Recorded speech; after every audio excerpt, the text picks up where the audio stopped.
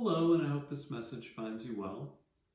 I wanted to talk today about being an artist and why it's important and how to regulate oneself so that we can be consistent as an artist with our output.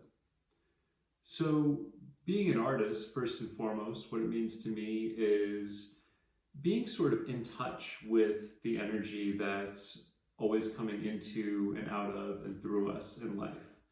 So as beings in this plane, we are inheritors of this energy, which is ever surging in its manifestation and in its creation of phenomena in our world.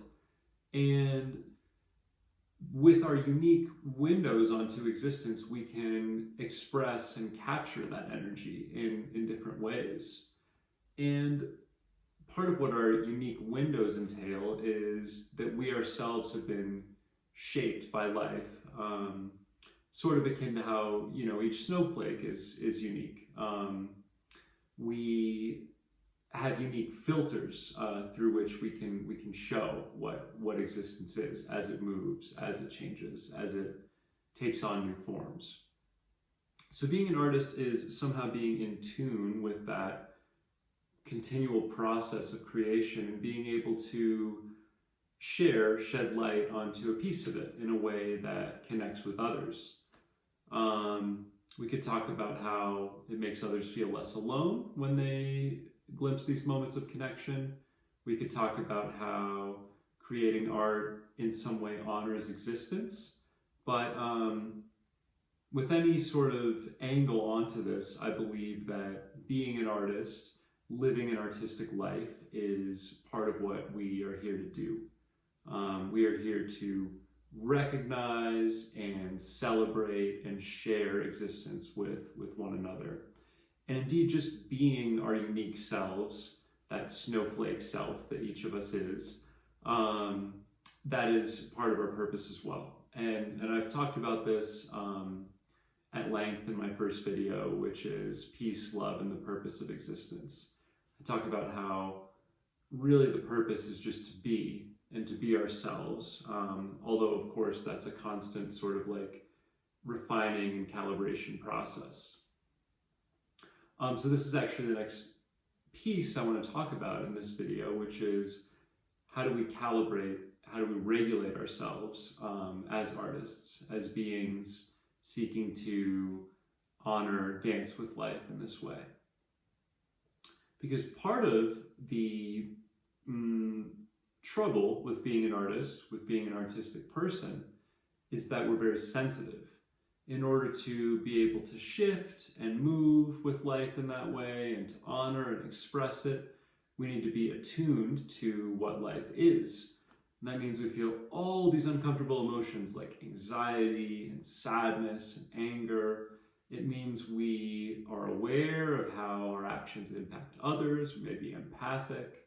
It means when we see things on TV, we are affected by those events. And it means even if we don't know why it is, often we feel these sorts of emotions and tremblings of, despair and ennui, things like that. We are tapping into something so much larger than our local life by being this sort of antenna that we are.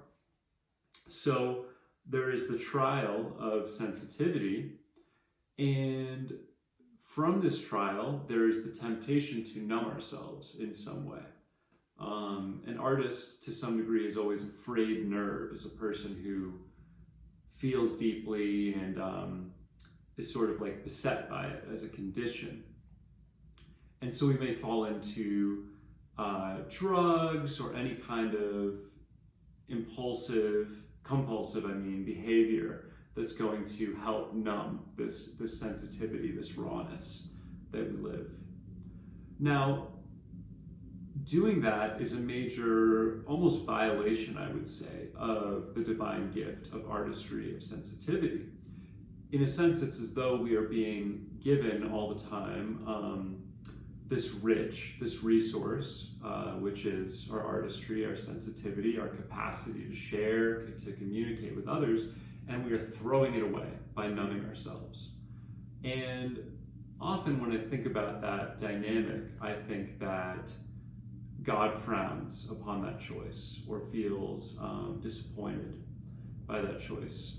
It's as though we have been created here to play and to name and to mark God's creation, God's land. And when we numb ourselves so that we can't feel these difficult emotions, we seek to throw away, to carve out and throw away a part of that lot that we don't like, but in so doing, we throw away the whole, because of course, you can't have the highs without the lows, and vice versa. So we can fall into this temptation of numbing as artists. Instead, I would invite us to remain as open as possible and simultaneously centered, because only with that combination can we both feel life and continue to give this output of our expression of life as we see it, as we feel it. So to remain open, one technique that I have found very helpful, and it's actually a bit of a paradox, is we can remind ourselves that we are normal, and that whatever it is we are feeling, the anxiety, the anger, the sadness, the despair, etc., these are normal aspects of the human condition, and in fact are appropriate responses to the world we meet. This has a few functions. One, when we are in the contrary posture of uniqueness, this feeling that I have is so burdensome, no one else feels this way, and it's kind of funny because these mantras are hallmarks of the artist.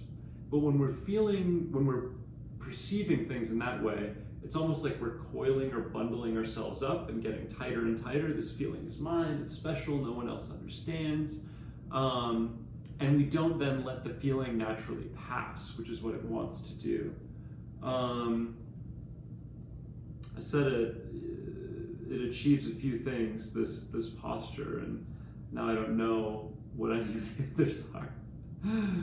But yeah, telling ourselves that this feeling is normal, and that others experience it. Oh, I know what I was going to say.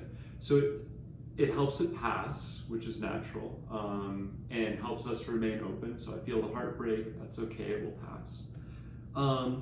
It also reminds us that these feelings, these intense feelings, are roots of connection, our sites of connection to external or objective experience. So we run the risk, if we are trying to discount any of our feelings, we run the risk of also retiring the worlds that those feelings illuminate. So in anger, I'm glimpsing something true about existence. In sadness, I'm glimpsing something true about existence. And that way of fielding things is part of the province of the artist. The artist explores these feeling states, these lenses to further shine light on existence and expose it in all its glory and splendor. So by reminding myself this is a normal feeling, this is a normal part of the human experience, I allow it to pass, I sort of shrink it down to a manageable size, and I remind myself that the feeling actually has a function in teaching me something about reality.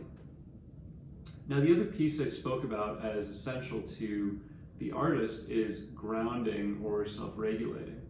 And there are all sorts of techniques we can use for that as well. So therapy, yoga, meditation, all these things, walks in nature, that we might have, again, just to remind ourselves, I am a human in a body. This body has needs that need to be attended to.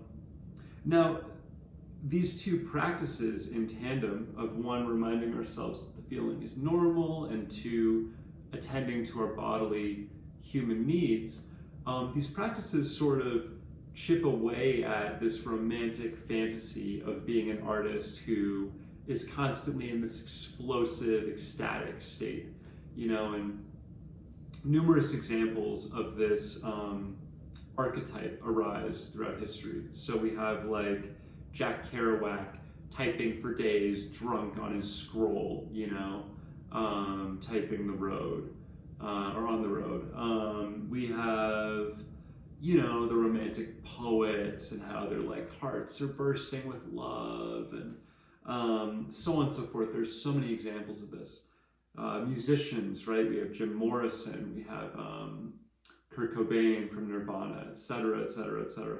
These artists who fail to A, regulate themselves, and B, remind themselves of the normality, the fundamental humanness or universality of their experience, these artists create incredible works. I don't want to disregard that for a moment. Incredible and unique works, and perhaps it was their purpose to create those works, and this is just how life unfolded, but there's no sustainability in that path whatsoever. If you're not calibrated, if you're not regulated, if you're not reminding yourself this is a normal human emotion, it's going to be a finite and messy journey. Versus an artist who is stilling themselves, who is in command in some of the ways that I'm describing. This person can generate, can produce, or can really live in a sort of exciting Renaissance fashion for a lifetime. This person has golden years always ahead of them. So I would argue if you have a choice, if you're not naturally a Kurt Cobain, and you have a choice of what kind of artist you want to be, you're going to have more longevity and ultimately more joy if you're this kind of slow simmer artist who lives a full life, is in touch with themselves, and simultaneously can regulate, can remind themselves of the normality of their experience so that they can continue to process it in a sane and manageable way. So just some musings on this topic this evening, and thank you very much for listening, and I hope you have a blessed day. Goodbye.